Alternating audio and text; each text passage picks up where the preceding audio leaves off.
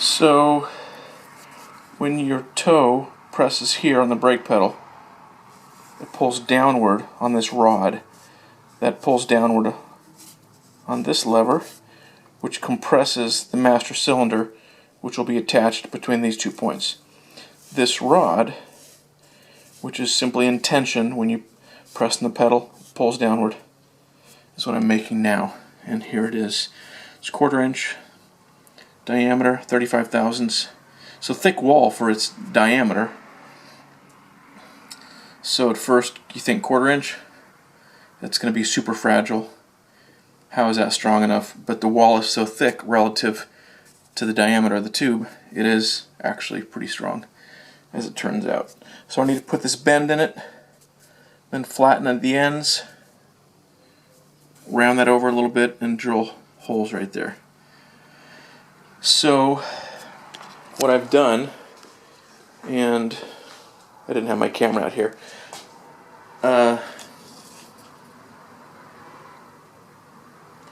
I took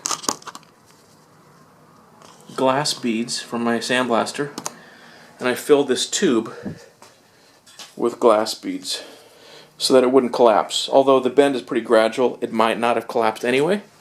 What I'm doing is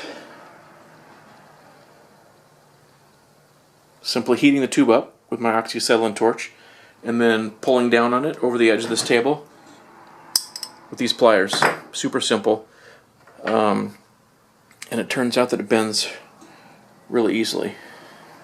And I did make one already, and I ended up drilling the hole off center, so I tried salvaging it with a little filler rod, but I think I was just going downhill, so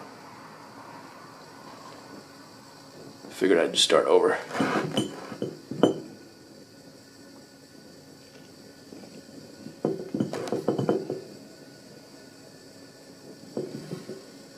Look at that. See how easy that bends? And if you're wondering, does the heat...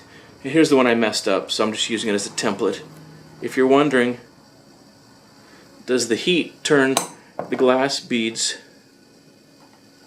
or does it melt them?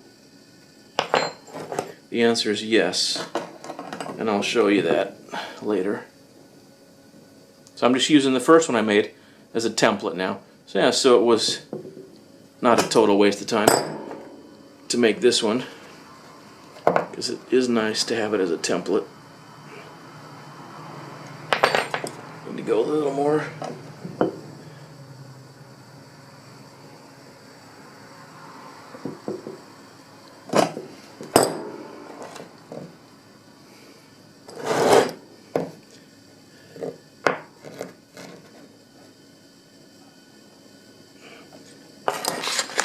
Just a hair more.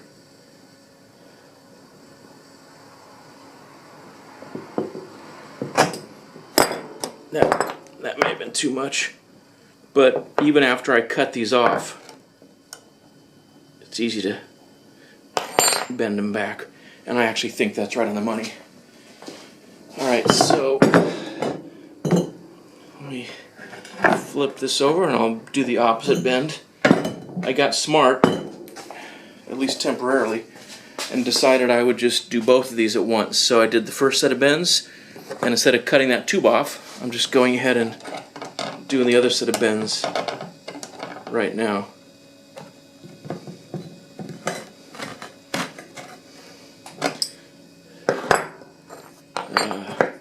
Alright, now, this time, all I do is bend until this part of the tube is parallel to the ground.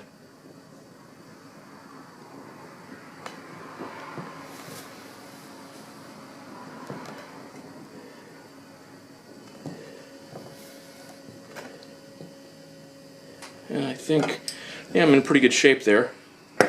So, torch off.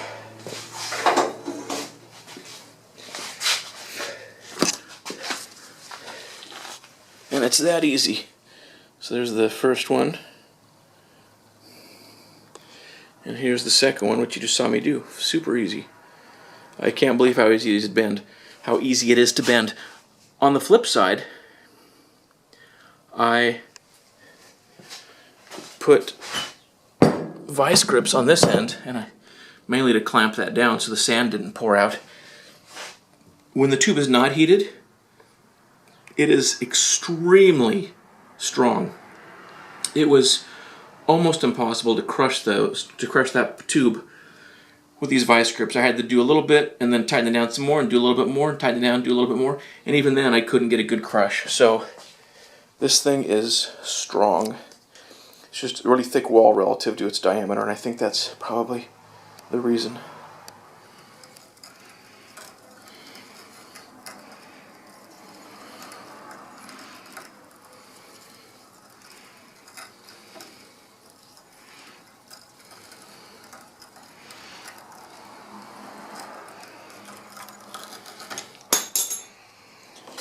So these are the little chunks of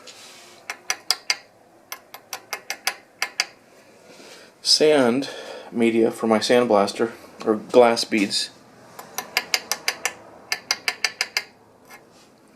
that sort of melted together. That's kind of cool. These tubes, I didn't keep them perfectly straight when I bent them, so that one rocks a little bit, that one rocks a little bit. This is my old one. So first thing I'll do is just heat those up in here and flatten them out.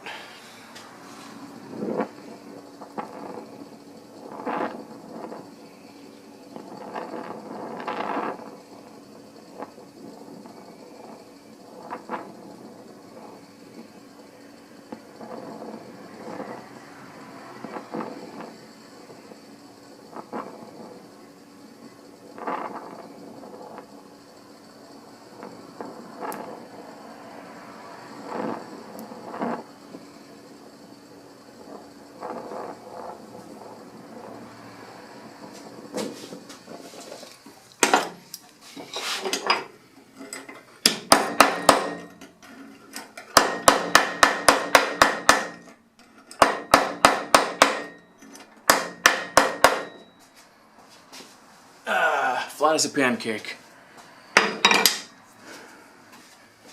So I just took a file. So this is my old Wilton vise. That's semi-old.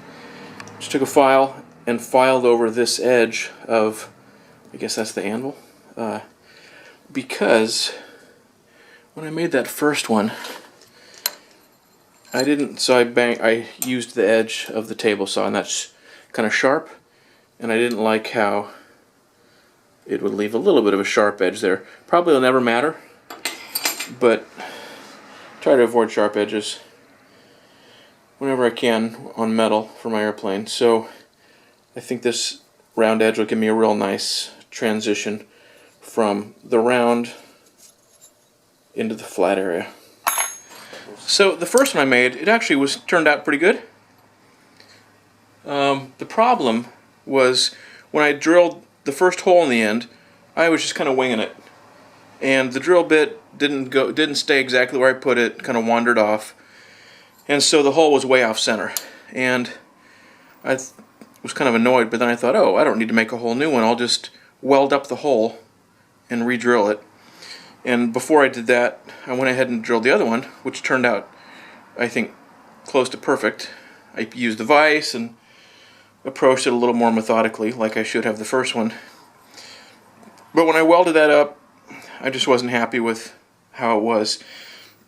The point being, so that's why I decided just to make two more and throw this one away. But the point is, the tip that I've had on my torch that I've been doing the rudder pedals and the brakes with is a number 1. And when I went to weld up this hole to add material to it, it just vaporized. It melted away really quickly. So what I'm going to do, the number 1 tip is still on there, and I'll leave it on there for doing the flattening of these ends. But then when I weld up this perimeter, because remember that's 2 pieces of metal together, weld up the perimeter, I'll switch to the 0.5 tip. And by the way, when I made this first one, I didn't even weld up around the edges. I didn't realize I was supposed to do that, but That'll make this a little larger around, hopefully, because this is kind of narrow. I'm sure it'll be fine, but anyway, I'll use the 0.5 tip and I'll weld up that perimeter. Alright, so let's go ahead and heat up the ends and flatten them out. And I should end up with about a 1/2 inch of the end of the tube flattened out. Here are my 2 tubes. They match the blueprint. The blueprint is, or the plan is to scale for this part. I measured it to verify, and these both match up pretty nicely with the plan. Quite close. I think they're quite good.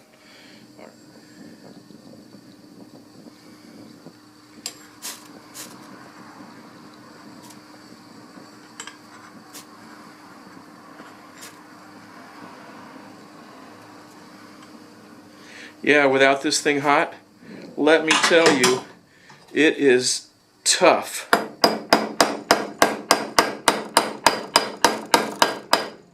It is tough, holy cow.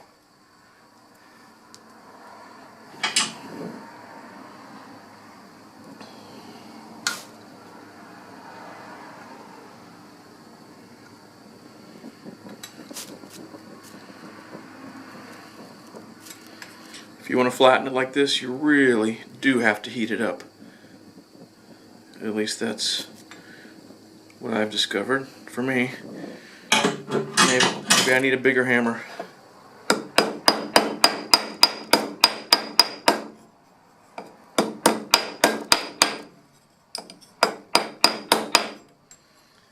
It's hard to get that curve, that transition, identical on both sides. I don't know if it's where I'm holding it on the surface or if it's where I'm hammering it. Alright, now this welding rod seems huge compared to this tiny little piece of material.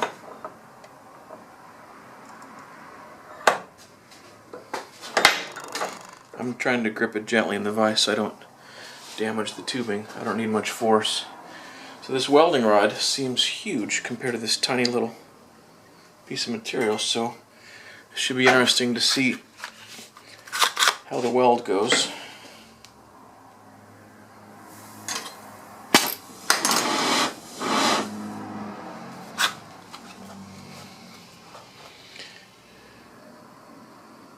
I haven't really done any welding with this tip before. I think maybe I started out with it, but it just wasn't enough to melt the metal I was trying to weld. Maybe back when I was practicing.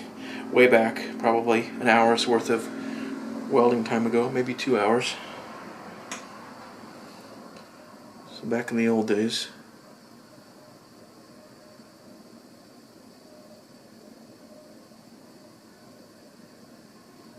So, let's see how it goes.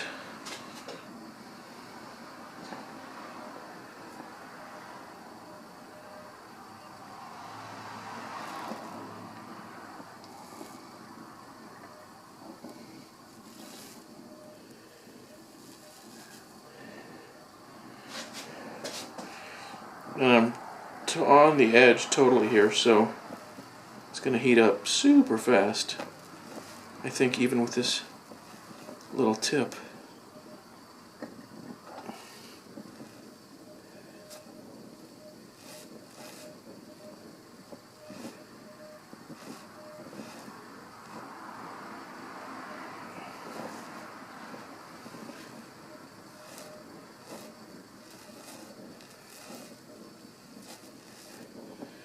Well, that's probably about it. Not sure what else to do there.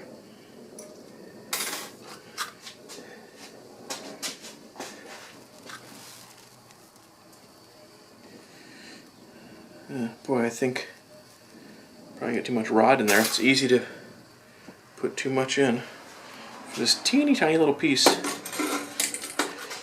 Or I just totally melted the end, which actually I think I just melted away some of the workpiece. I still think I have plenty though to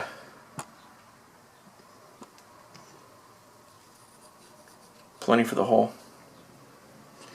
Here they are. Turned out pretty good.